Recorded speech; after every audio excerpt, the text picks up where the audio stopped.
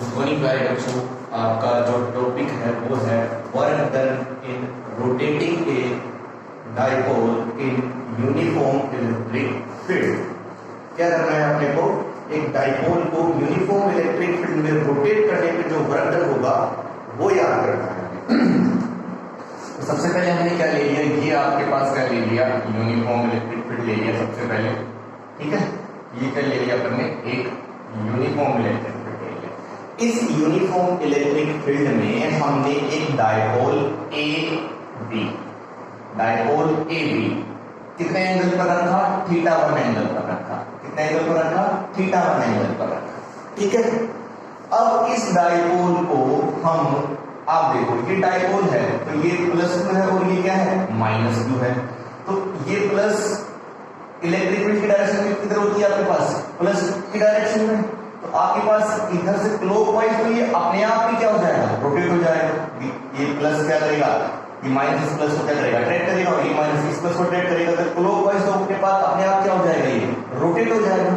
लेकिन इसको anti clockwise rotate करने में अब ये क्या हो गया, ये प्लस इधर आए तो ये प्लस प्लस में क्या होगा, क्या होगा, रिपल्सन। और ये आपके पास क्या होगा, ये माइनस इधर जाएगा, ये माइनस माइनस में क्या होगा, रिपल्सन होगा। मतलब कहीं ना कहीं इसको एंटी क्लॉकवाइज रोटेट करने में हमको कहीं ना कहीं एक्सटर्नल वर्क डन करना पड़ेगा। और वही एक्सटर्नल वर्क डन हमें क्या करना है, निकालना है। एक बार मैं आपको दोबारा बताता हूँ कि जो इलेक्ट्रिक फील्ड की डायरेक्शन होती है वो higher potential to lower potential होती है तरीके से।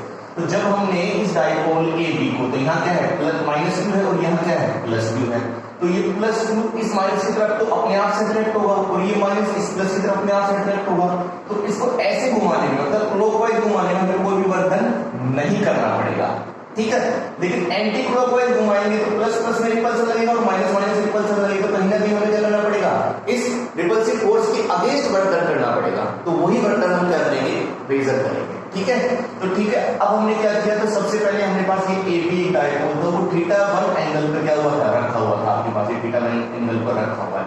अब क्या कर रहे हैं हम, इसको रोटेट करके कहां लेके जा रहे हैं, θ1 से θ2 एंगल, मतलब एंटी क्लॉकवाइज घुमा दिया। अभी θ1 एंगल से कितना एंगल बना दिया, θ2 एंगल बना दिया। अब इस θ2 एंगल तक घुमाने में हमें क्या करना है, वर्क डन याद करना है। तो आपको पता है कि जो वर्क होता है वो कितने बराबर, dw बराबर F इंटू dx, ठीक है। ये हम जानते हैं, force into displacement. Small work में तो आपके पास डिस्प्लेसमेंट भी कैसा होता है, स्मॉल ही होता है। लेकिन हम यहाँ बात किसी कर रहे हैं, रोटेटिंग मोशन की बात कर रहे हैं। तो रोटेटिंग मोशन की बात करते हैं तो रोटेटिंग मोशन में हमने पढ़ा हुआ है कि अपने पास क्या लगता है, फोर्स की जगह टॉर्क वर्क करता है। क्या वर्क करता है, टॉर्क। तो यहाँ क्या लिखेंगे अपन, टॉर्क लिखेंगे, ठीक है।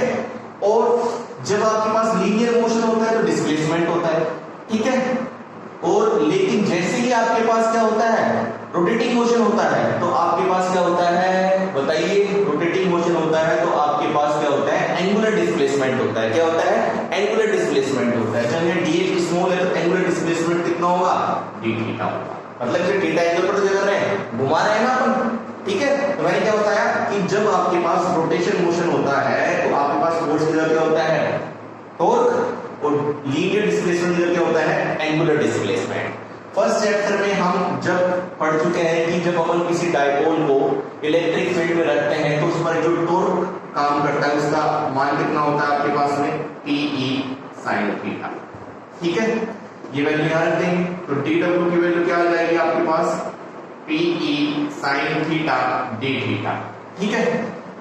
ये तो स्मॉल वर्क डन है, हमको टोटल वर्क डन याद करना है तो दोनों तरफ क्या कर देंगे, इंटीग्रेशन कर देंगे। तो equals to PE sin theta d theta. अब हम रोटेट कहां से कर रहे हैं, θ1 एंगल टू θ2, तो लिमिट क्या रखेंगे, θ1 से लेके θ2 तक। इसको सोल्व कर देंगे तो PE तो बाहर आ जाएगा आपके पास, θ1 टू θ2 और sin थीटा d थीटा, ठीक है। W इक्वल्स टू क्या आ जाएगा, PE sin थीटा का इंटीग्रेशन क्या होता है, माइनस cos थीटा, और लिमिट क्या होगी आपके पास, θ1 टू θ2। एक बात आपको पता होगी, जब माइनस लगा होता है तो लिमिट आपके पास क्या हो जाती है, इंटरचेंज हो जाती है। मतलब जो हायर लिमिट होती है वो लोअर बन जाती है, जो लोअर होती है वो क्या बन जाती है आपके पास में, हायर लिमिट बन जाती है। तो इस सोल्व करने के बाद अपने पास क्या आ जाएगा, W की value PE cos θ1 minus cos θ2। ये किसकी वैल्यू आ गई आपके पास, W की वैल्यू आ गई, ठीक है, किसकी वैल्यू आ गई, W की। W बराबर PE cos θ1 माइनस cos θ2। अब हम क्या निकालेंगे इसको आप देख लें, एक बार नोट कर ले। अब हम क्या निकालेंगे, इसके लिए अलग अलग कंडीशंस निकालेंगे, ठीक है। तो जो फर्स्ट कंडीशन है उसमें अपन क्या लेंगे, फर्स्ट कंडीशन में हम क्या ले रहे हैं कि आपके पास जो डायपोल है शुरू में किसमें है, इक्विलिब्रियम पोजीशन में है। मतलब शुरू में किसमें है, इक्विलिब्रियम पोजीशन में है, और उस इक्विलिब्रियम पोजीशन से हम उसे कितना रोटेट कर रहे हैं, थीटा एंगल पर। कितना रोटेट कर रहे हैं, इक्विलिब्रियम पोजीशन से थीटा एंगल पर उसे रोटेट कर रहे हैं। इसका मतलब क्या हुआ, θ1 की वैल्यू तो कितनी हुई, 0। इक्विलिब्रियम पोजीशन थीटा की वैल्यू कितनी होती है, 0। एंड कितना रोटेट कर रहे हैं, θ2 की वैल्यू कितनी हुई, थीटा। तो W की वैल्यू क्या आ गई अपने पास, PE cos θ1 की value 0 minus cos theta. W equals to PE cos 0 की वैल्यू 1 माइनस cos थीटा। तो जब भी अपने पास हम किसी भी डायपोल को इक्विलिब्रियम पोजीशन से थीटा एंगल पर रोटेट करते हैं तो वर्क डन कितना होता है, W equals to PE 1 minus cos theta. इसको आप ध्यान रखेंगे, अपने आगे भी काम आएगा, ठीक है। अब सेकंड कंडीशन क्या ली हमने कि अब हम इक्विलिब्रियम पोजीशन से कितने एंगल पर रोटेट कर रहे हैं, 90 डिग्री पर। तो कहीं ना कहीं θ1 की वैल्यू कितनी, 0, एंड θ2 की वैल्यू कितनी आपके पास में, 90। तो W की वैल्यू क्या आ गई, PE cos 0 minus cos 90। W equals to PE cos 0 की वैल्यू 1 और cos 90 की वैल्यू कितनी होती है, 0। तो W की वैल्यू क्या आ गई आपके पास में, PE आ, ठीक है।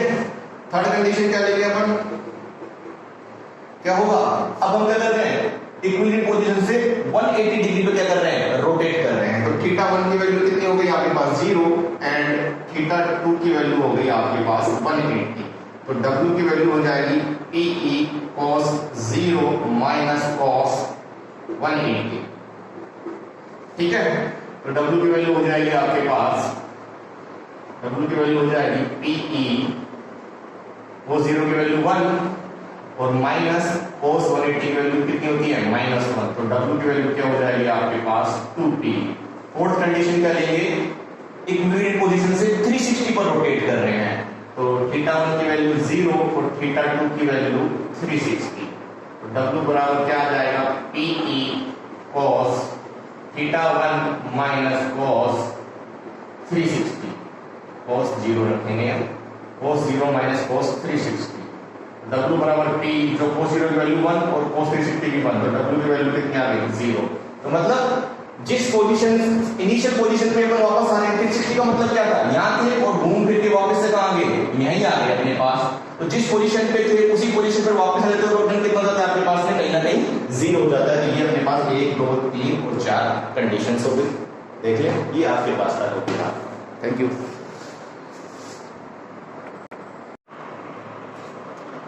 बच्चों अपना टॉपिक है electric potential energy of an electric dipole in uniform electric field. तो सबसे पहले हमने क्या बना लिया, एक यूनिफॉर्म इलेक्ट्रिक फील्ड E बना लिया, ठीक है। अब इस यूनिफॉर्म इलेक्ट्रिक फील्ड में हम इलेक्ट्रिक डायपोल को इस इलेक्ट्रिक फील्ड में लेके आ रहे थे। इस डायपोल को इलेक्ट्रिक फील्ड में लाने के लिए हमें कुछ ना कुछ क्या करना पड़ेगा, इलेक्ट्रिक फील्ड के अपोजिट वर्क डन करना पड़ेगा, और वही अपोजिट वर्क डन अपने पास किसके रूप में स्टोर हो जाएगा, पोटेंशियल एनर्जी के रूप में स्टोर हो जाएगा, ठीक है। तो मैंने क्या बोला कि हम हमारे पास सपोज करो ये -q और ये +q और इनके बीच डिस्टेंस क्या है, 2a। तो ये अपने पास क्या है, डायपोल है। इस डायपोल को हम क्या इलेक्ट्रिक फील्ड के पैरेलल लेके आ रहे हैं। सपोज करो ये वाला एंड मेरा -q है और ये वाला एंड मेरा क्या है, +q है।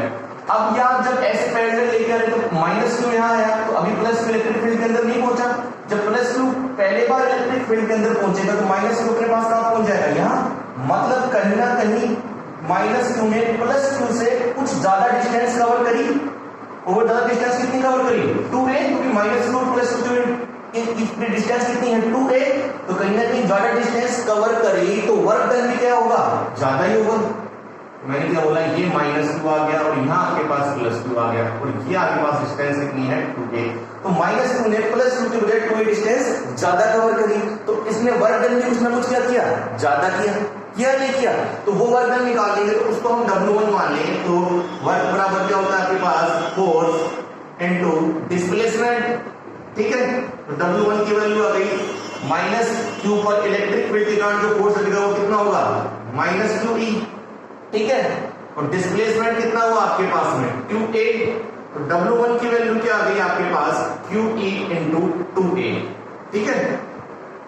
Q इंटू 2 आपके पास किसके बराबर होता है P के बराबर, तो W1 की वैल्यू माइनस लगा तो माइनस लगाते, W1 की वैल्यू आपके पास किसके बराबर आ गई PE के बराबर आ गई।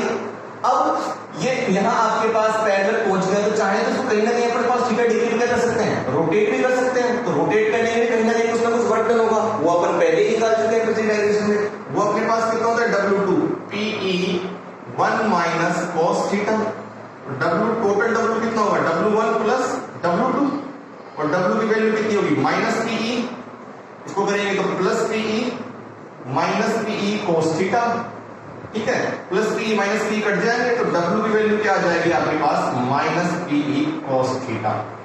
ये ही आपके पास किसके रूप में स्टोर होगा U के रूप में स्टोर होगा, चाहे तो वर्क डन आपके पास किसके रूप में स्टोर होगा पोटेंशियल एनर्जी के रूप में स्टोर होगा, ठीक है। इसमें चाहे तो अपन क्या ले सकते हैं कंडीशन ले सकते हैं अलग अलग, ठीक है। तो फर्स्ट कंडीशन क्या ले लिया हमने कि थीटा की वैल्यू कितनी है आपके पास में 0 डिग्री। जब थीटा की वैल्यू 0 डिग्री है तो W की वैल्यू कितनी आएगी माइनस PE cos 0, और cos 0 की वैल्यू कितनी होती है 1, तो W की वैल्यू कितनी आ गई माइनस PE, ठीक है। सेकंड कंडीशन क्या ले सकते हैं अपन थीटा की वैल्यू 90, ठीक है।